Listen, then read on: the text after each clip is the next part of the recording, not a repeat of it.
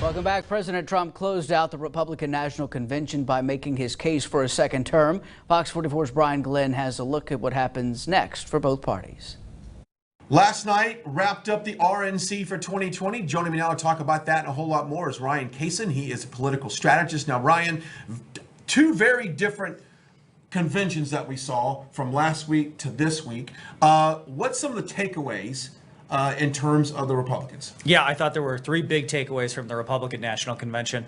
The first was that in spite of being the incumbent president, President Trump managed to position himself as an outsider running against a 47-year incumbent, showing his vision for the future of the country. The second is the highlight of minority voters and the fact that they're not letting Democrats run on the race issue unchallenged. I think that's a really smart decision and is going to yield fruit for the campaign. And then I think the third thing was that we saw Donald Trump humanized. We saw a pardoning ceremony, a naturalization ceremony. We saw conversations with everyday voters. And it's a side we don't typically see of the president when he's typically up at the front of the stage on a big rally.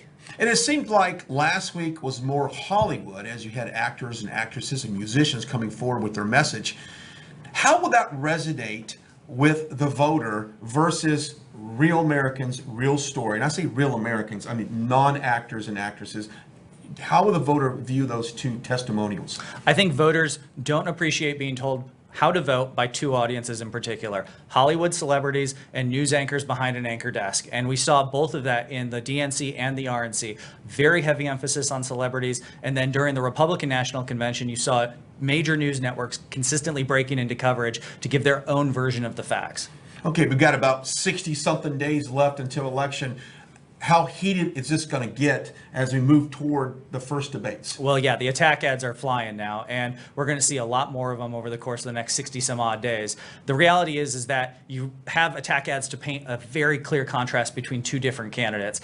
The Donald Trump campaign is going to make this issue or this campaign about trust. Do you trust Joe Biden to protect the country and law and order? Do you trust Joe Biden not to be controlled by the liberal left of the party? Joe Biden's going to make this about returning to norms and being presidential. We saw that a lot in the Democratic National Convention in his remarks. Yeah, the next 60 days should be something else. I appreciate your time today. Thank you. Thank you.